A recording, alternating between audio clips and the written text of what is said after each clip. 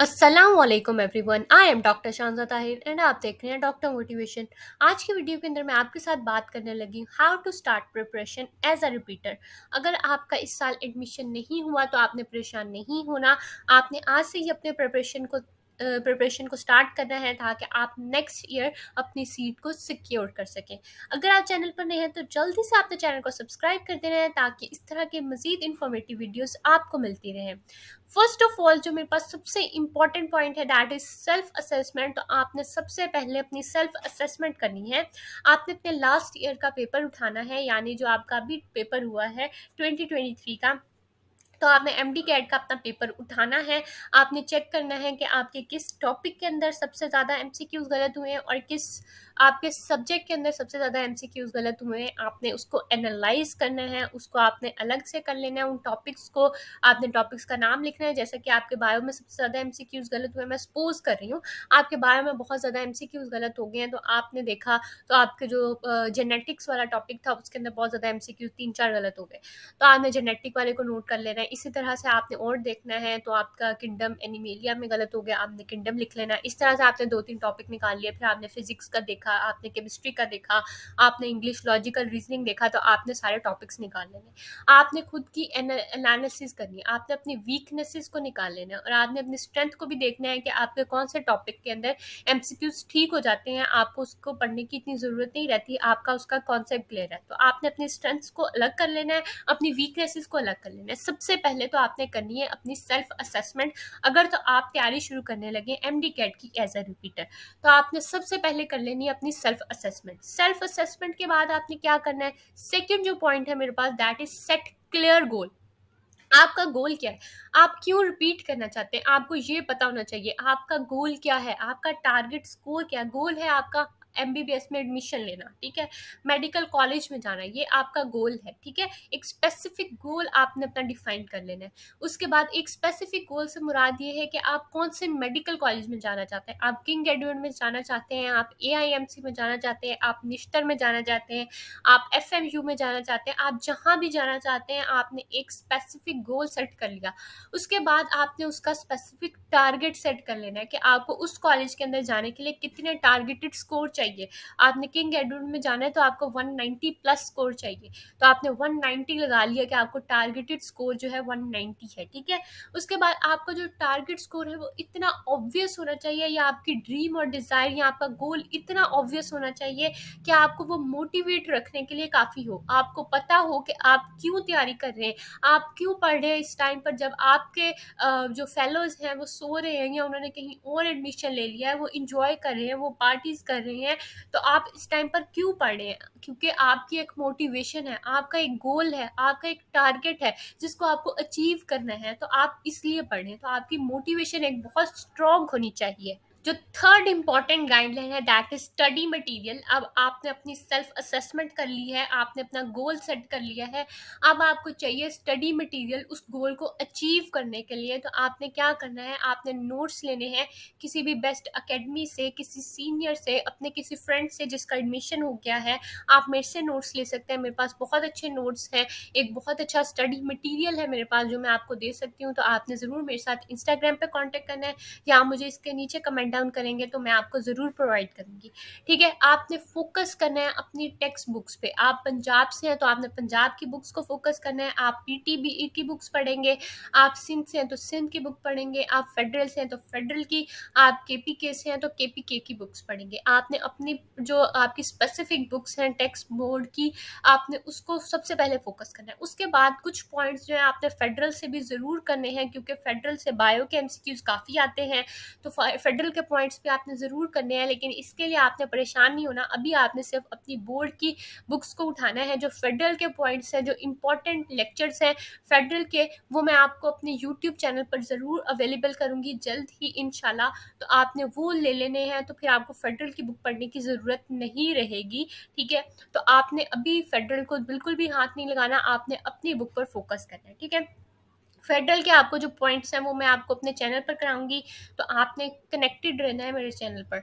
उसके बाद है शॉर्ट लिस्टिंग, तो आपने साथ साथ ही अपनी शॉर्ट लिस्टिंग बनाते जाना है। ये नहीं करना कि आप कहेंगे कि मैं लास्ट में अपनी शॉर्ट लिस्टिंग बनाऊंगा तो बस मेरा काम हो जाएगा। आपने अभी से साथ साथ शॉर्ट लिस्टिंग बनानी है ताकि आपको लास्ट में फ़ायदा और रिवीजन बार बार करने का फ़ायदा हो।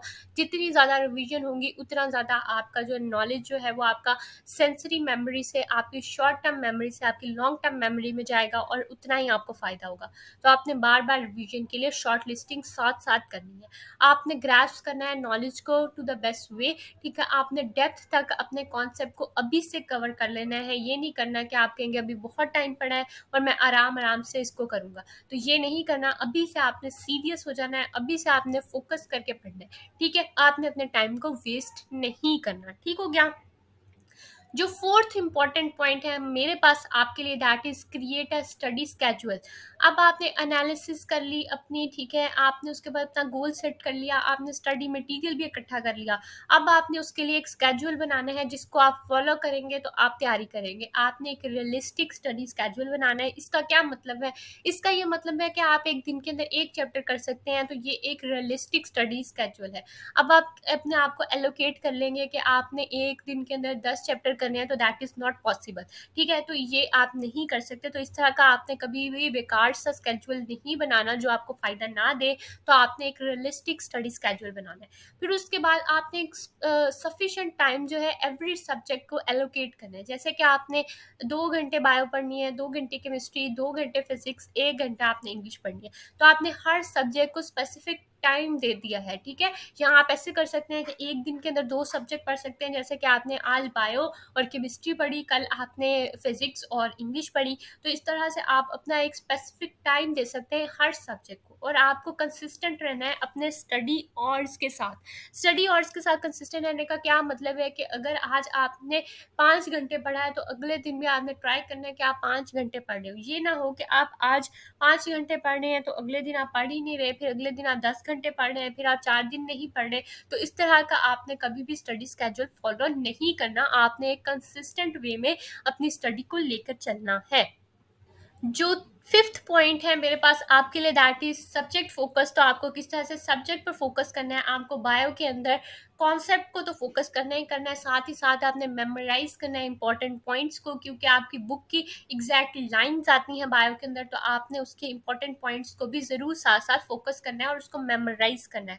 केमिस्ट्री के अंदर आपने क्या करना है, अपने बेसिक कॉन्सेप्ट के साथ साथ आपने क्वेश्चंस को सॉल्व भी करना है। आपने उसकी केमिकल रिएक्शंस, इक्वेशंस, जो उसकी कंडीशंस होती हैं, उन सबको फोकस करना है।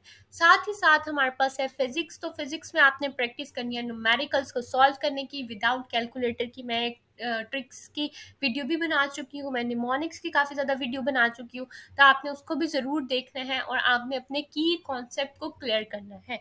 साथ ही हमारे पास आता है इंग्लिश एंड लॉजिकल रीजनिंग। तो उसके अंदर आपने वोकैब को एनहेंस करना है और साथ ही आपने बेसिक जो ग्रामर का नॉलेज है और बेसिक जो ट्रिक्स हैं, बेसिक नॉलेज है, तो उसको ग्रास्प करना है।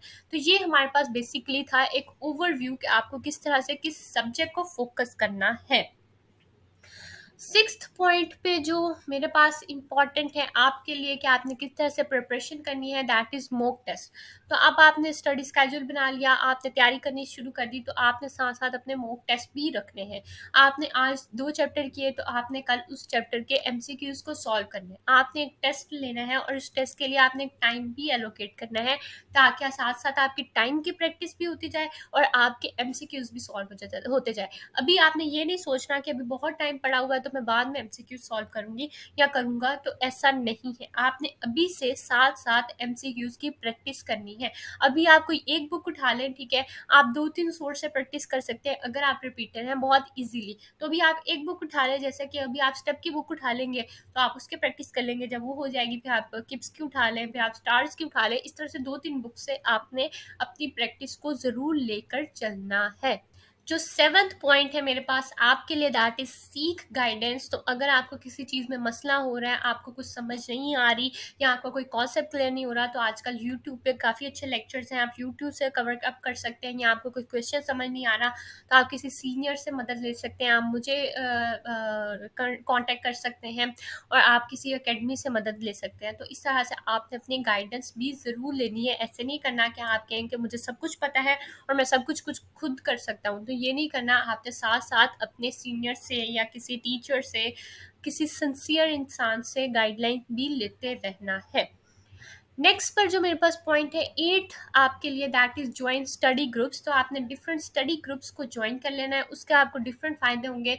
आप चाहे उसको म्यूट पर लगा दें, आपको उसके मैसेजेस ना पढ़ने पड़े, लेकिन उसका फ़ायदा ये है कि एक तो आपको स्टडी मटेरियल मिलता रहेगा, क्योंकि ग्रुप्स में बहुत अच्छा study material, short listing, notes आते रहते हैं, तो वो आपके लिए बहुत बेनिफिशियल होते हैं। साथ ही साथ स्टडी ग्रुप का एक फ़ायदा ये है कि आपको जो क्वेश्चन सॉल्व नहीं हो रहा, आप घर बैठ के तैयारी कर रहे हैं, तो आप वो क्वेश्चन भेजेंगे ग्रुप के अंदर, और कोई ना कोई स्टूडेंट जो है वो सॉल्व करके उसका आपको सोल्यूशन दे देगा।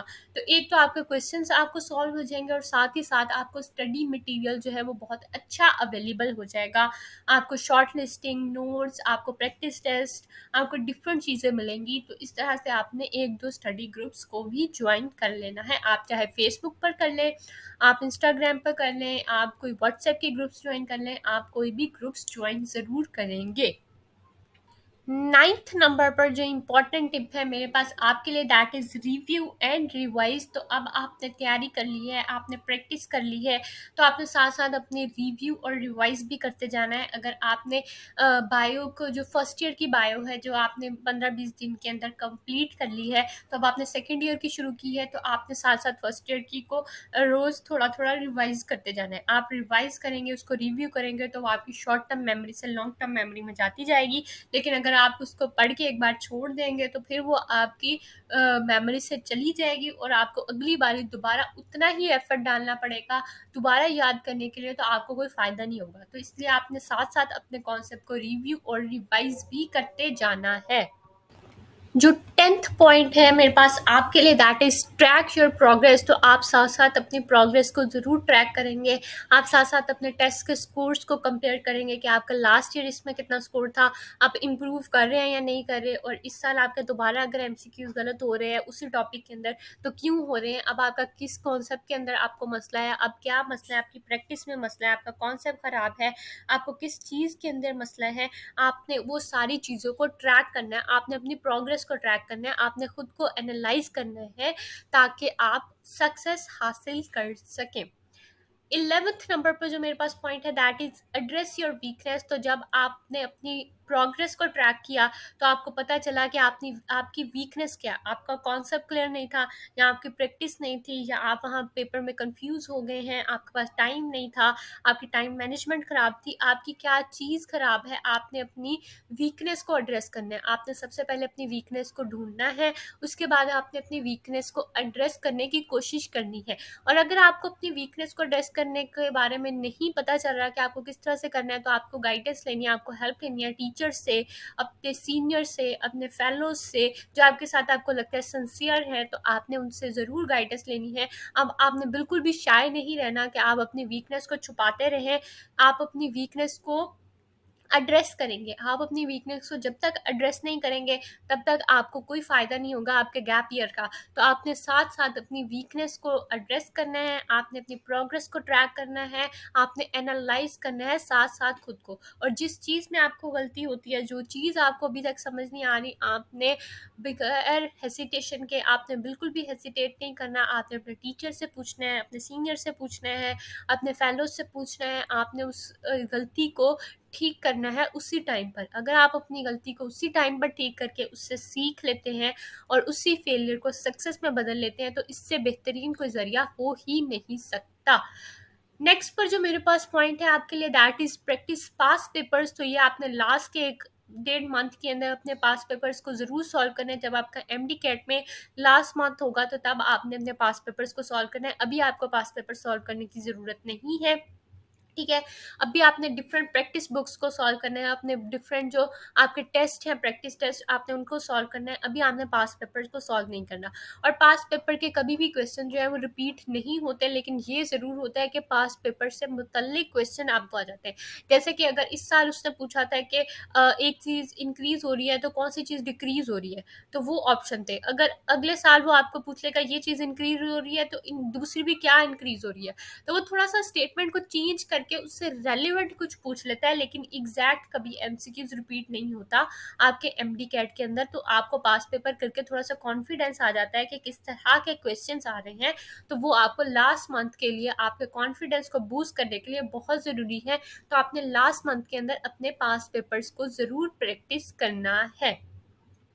जो 13 नंबर पर मेरे पास पॉइंट है दैट इज स्टे पॉजिटिव। तो आपने एक पॉजिटिव माइंडसेट रखना है, आपने पॉजिटिव माइंडसेट से अपने गैप ईयर को लेके चलना है, आपने मोटिवेटेड रहना है, आपने एग्जाम को चैलेंज लेना है, आपने पॉजिटिव एटीट्यूड के साथ उसमें सक्सेस हासिल करनी है।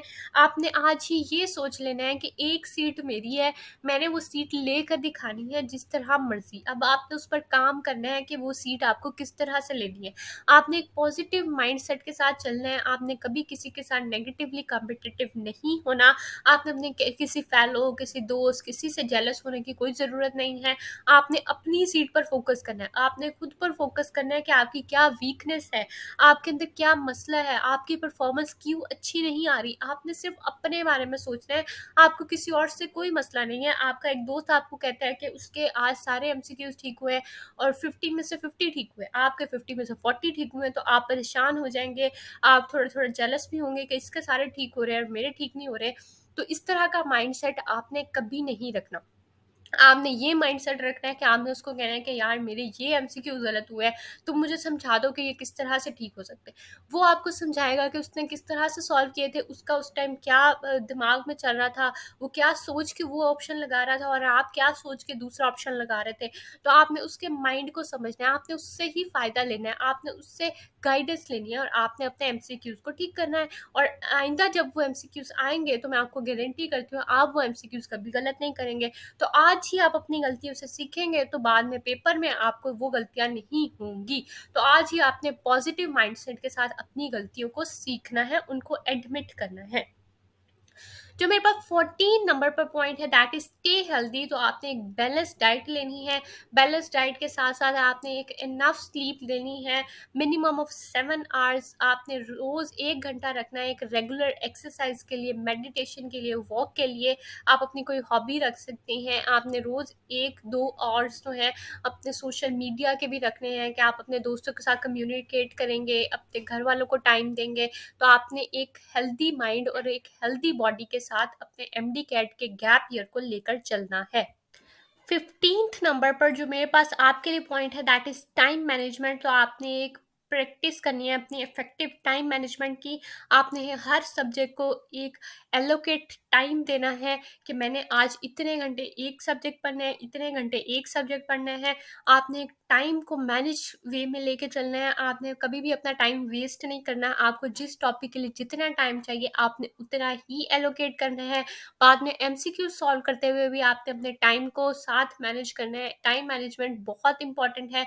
एक तो कंसिस्टेंसी, एक टाइम मैनेजमेंट और एक पॉजिटिव माइंडसेट, ये 3 आपकी बेहतरीन क्वालिटीज़ जो आपको एमडी कैट एक्सेल करने में हेल्प करेंगी। तो आपने इनको ज़रूर फोकस करना है और इन पर ज़रूर काम करना है साथ साथ।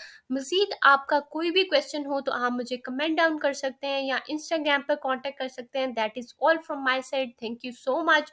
और अगर आप चैनल पर नए हैं तो आपने जल्दी से चैनल को सब्सक्राइब करना है और बेल आइकन को प्रेस करना है ताकि आने वाली मज़ीद इंफॉर्मेटिव वीडियोस आपको मिलती रहे। Thank you so much.